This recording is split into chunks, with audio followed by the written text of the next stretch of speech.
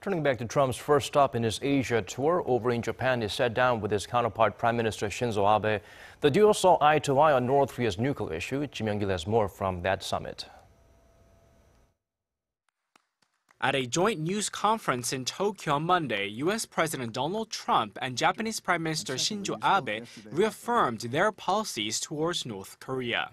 The regime continued development of its unlawful weapons programs, including its illegal nuclear tests and outrageous launches of ballistic missiles directly over Japanese territory, are a threat to the civilized world and international peace and stability.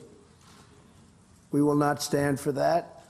The era of strategic patience is over.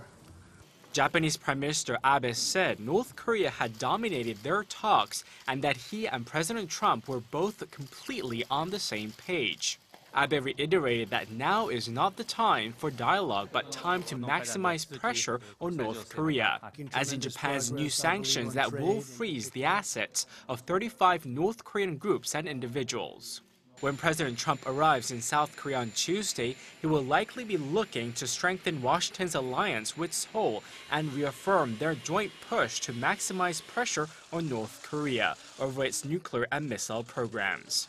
President Moon Jae-in still favors dialogue as the way to defuse nuclear tensions on the peninsula and rules out any military options against Pyongyang. Renegotiating the bilateral free trade agreement with Seoul and Washington will likely be on the agenda, as Trump has criticized the deal as the cause of the U.S. trade deficit with South Korea. Kim Young-gil, Arirang News.